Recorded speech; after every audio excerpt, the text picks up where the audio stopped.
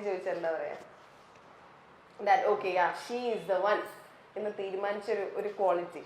എന്റെ best friend ആണ്, അതാണ് ഏറ്റവും വലിയ ക്വാളിറ്റി. സത്യം കേട്ടോ, ഐ കൻ ഫീൽ ഇറ്റ്, എനിക്കത് മനസ്സിലാവും. ഓക്കെ, ഈ സിനിമ എന്ന് രണ്ടുപേർക്കുള്ള കോമൺ ഇൻട്രസ്റ്റ് ഉണ്ടല്ലോ. യു ഗൈസ് സേയിങ് നിങ്ങൾക്ക് രണ്ടാൾക്കും ഏറ്റവും കൂടുതൽ നിങ്ങൾ സംസാരിക്കുന്നതും നിങ്ങളുടെ കോമൺ ഫാക്ടറും സിനിമയാണെന്നുള്ളത്. ഈ സിനിമ എന്നുള്ള സാധനം രണ്ടുപേരുടെയും തലയിലേക്ക് വന്നത് എപ്പോഴാണ്? ചെറുപ്പം തൊട്ട് വളരെ ചെറുപ്പം മുതലേ സിനിമ പ്രാന്തുണ്ട്.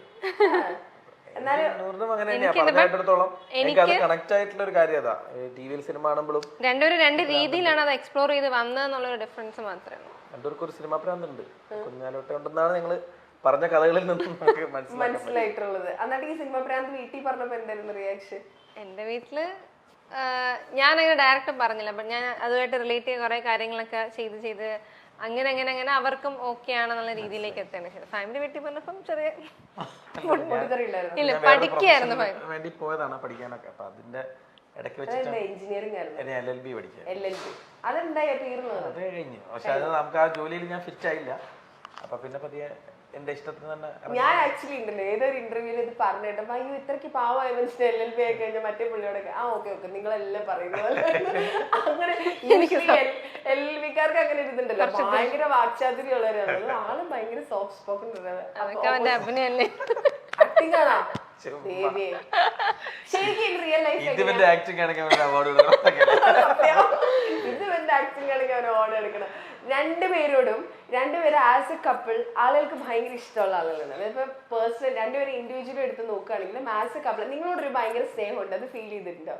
അതായത് ആളുകൾക്ക് ബേസിക്കലി ജനറലി അങ്ങനെ ഒരു സ്നേഹമുണ്ട്. ഇപ്പൊ നൂറിനോടാണെങ്കിലും ഉണ്ട്, ഫഹിമിനോടാണെങ്കിലും ഉണ്ട്. ഫഹിമിനോട് എനിക്ക് തോന്നുന്നു കുറെ കൂടെ എനിക്ക് ബേസിക്കലി ജൂണിൽ ആ ക്യാരക്ടറിനോടുള്ള ഭയങ്കര ഒരു സ്നേഹമുണ്ട്. അത് എപ്പോ കണ്ടാലും എനിക്ക് അതാണ് ഓർമ്മ വരിക. ഇപ്പൊ നൂറിനെ കാണുമ്പോൾ നൂറിനെ സ്നേഹിക്കാൻ തോന്നുന്ന ഒരു മുഖമാണ്. അതിനിപ്പോ നൂറ് കുരുത്തക്കേടാണ് ചില സ്നേഹിച്ചു. അവർ രണ്ടുപേരോട് ഒരു ഇഷ്ടമുണ്ട്, അത് ഫീൽ ചെയ്തിട്ടുണ്ടോ മൊത്തം ആളുകളുടെ അടുത്തുനിന്ന് ആസ് എ കപ്പിളൊക്കെ? നമ്മളോട് ഇപ്പൊ ഒരുപാട് പേര് വന്ന് സംസാരിക്കുമ്പോഴും ഇപ്പൊ എന്നെ പെട്ടെന്ന് കാണുമ്പോഴത്തേക്ക് ഹസ്ബൻഡ് എവിടെ അല്ലെങ്കിൽ ഫൈമുണ്ടെന്ന് ചോദിക്കുക, അല്ലെങ്കിൽ ഫൈമിനെ കാണുമ്പോഴത്തേക്ക് എന്നോടൊന്ന് നൂറിനില്ലേന്ന് പറഞ്ഞ ചോദ്യം. അതായത് എപ്പോഴും നമ്മൾ ഒരുമിച്ച് ഇവർക്ക് കാണാൻ അല്ലെങ്കിൽ ആ ഒരു പരസ്പരം നമ്മളെ പറ്റി അവർ അന്വേഷിക്കുക, ഒരാളില്ലെങ്കിൽ കൂടെ ഉള്ള ആളെ പറ്റി അന്വേഷിക്കുക. അതെനിക്ക് ഭയങ്കര ഇഷ്ടമുള്ള കാര്യമാണ്. അതൊക്കെ എനിക്ക് തോന്നുന്നു അവർക്കൊക്കെ നമ്മൾ അത്രയും കാര്യമായതുകൊണ്ടായിരിക്കാം ഇപ്പം നമ്മൾ സോഷ്യൽ മീഡിയയിലാണെങ്കിലും എന്തെങ്കിലുമൊക്കെ നമ്മൾ ഇടുമ്പോഴത്തേക്ക് ഭയങ്കര ഇഷ്ടമാണെന്ന് പറയും, അല്ലെങ്കിൽ നമ്മുടെ കാര്യങ്ങളെ പറ്റി അന്വേഷിക്കുകയും അതിനെപ്പറ്റി അറിയാൻ അവർക്ക് ഇഷ്ടം എന്നൊക്കെ പറയുമ്പോൾ ഭയങ്കര വീഡിയോ ഒത്തിരി പേര് അതിന് കമന്റും മെസ്സേജ് ഒക്കെ ആയിട്ട് ഒരുപാട് പേര് യൂഷ്വലി എല്ലാ വീഡിയോയ്ക്കും ഒരു 10 നെഗറ്റീവ് കമന്റ് മിനിമം വരുമല്ലോ. അത് ഇഷ്ടമുള്ള ഭയങ്കര മാറ്റമുണ്ട്. അല്ലെങ്കിൽ ഉണ്ടാവാറുണ്ടോ? അല്ല എൻഗേജ്മെന്റ് സമയത്തൊക്കെ നമുക്ക് അങ്ങനെയൊക്കെ അത് അങ്ങനെ അത് ഞാൻ പറഞ്ഞ ചീത്തവിളി നമ്മൾ അറിയുന്നത് ആ ചീത്ത വിളിച്ചവർക്ക് അവരോട് റെസ്പോണ്ട് ചെയ്യുന്ന രീതിയിൽ കുറെ യൂട്യൂബേഴ്സ് ഒക്കെ ഇങ്ങനെ കോണ്ടന്റ് ഇടുന്നുണ്ടായിരുന്നു. അപ്പൊ അന്ന് അത് അയച്ചു തരുമ്പോഴാണ് ഞങ്ങൾ പിന്നെ സീരിയസ്ലി ഇങ്ങനെ എന്തോ വലിയ സംഭവം നടക്കുന്നുണ്ട് എന്നുള്ളൊരു മൂഡിലൊക്കെ. പക്ഷെ ഇപ്പൊ ഒത്തിരി ഭയങ്കര നല്ല രീതിയിലാണ് ആൾക്കാർ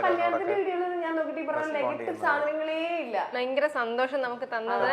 വേറൊരു സൈഡ് അതുമായിരുന്നു, കാരണം നമ്മളെ ലൈക് പബ്ലിക്കിനും ഇഷ്ടമാണ്, അല്ലെങ്കിൽ അവരും നല്ലൊരു ബ്ലെസ്സിങ് നമ്മൾ പോസിറ്റിവിറ്റിയാണ്. നമുക്ക് ചുറ്റുമുള്ളവർ നമ്മളെ പറ്റി നല്ലത് പറയുമ്പോൾ ഒരു പോസിറ്റീവ് ഫീലിംഗ് ഉണ്ട്. ഓക്കെ, രണ്ടുപേരെ ഈ പറഞ്ഞ പോലെ രണ്ടുപേരും ഞങ്ങൾക്കറിയാവുന്ന രണ്ടുപേരും നിങ്ങളെ ഓൺ സ്ക്രീൻ കണ്ടിട്ടുള്ളതൊക്കെ വെച്ച് നിങ്ങൾ ഭയങ്കര സ്വീറ്റ് ആണ്. നിങ്ങളിപ്പോ 24/7 നേരത്തെ പറഞ്ഞ പോലെ ഒരുമിച്ചാണ്. ഫഹിം എങ്ങനത്തെ ഒരാളാണ്?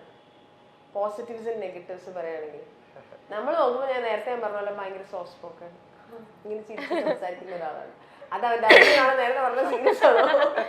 അല്ലെ, അങ്ങനെ ഒരു പേരിൽ അവനെ വിളിക്കാൻ പറ്റില്ല, എന്താ അവനെ പറ്റി പറയാന്നുള്ളത്. ബട്ട് ഭയങ്കര നല്ലതാണ്. ലൈക് പെർഫെക്റ്റ് നമുക്ക് പറയാൻ പറ്റില്ല. അല്ല, പെർഫെക്റ്റ് എന്ന് പറയാൻ ആർക്കും പറ്റില്ല. ഞാനും പെർഫെക്റ്റ് അല്ല, അവനും പെർഫെക്റ്റ് അല്ല, രണ്ടുപേർക്കും പ്രശ്നങ്ങളുണ്ട്. പക്ഷെ അത് മറ്റാള് ബാലൻസ് ചെയ്തിട്ടാണ് നമ്മുടെ ലൈഫിൽ എല്ലാ കാര്യങ്ങളും നടക്കുന്നത്. ഇപ്പം ഞാനൊരു കാര്യത്തിൽ മോശമാണെങ്കിൽ അത് ഏറ്റവും നല്ല രീതിയിൽ ചെയ്യുന്ന ഒരാളായിരിക്കും ഫൈം. അല്ലെങ്കിൽ ഫൈമിന് അറിയാത്തൊരു കാര്യം ഞാനത് ചെയ്യാൻ വളരെ ഇൻട്രസ്റ്റ് ആയിട്ട് നിന്ന് ഞാൻ ചെയ്യാമെന്ന് പറയുന്ന ഒരാളാണ്. അപ്പൊ അത് എനിക്ക് എന്താ പേരിലത് ഇവനെ ലൈക്ക് എന്താണെന്ന് പറയണമെന്ന് എനിക്കറിയില്ല. But angry young man feel ഉണ്ടോ? പെട്ടെന്ന് ദേഷ്യം വരിക?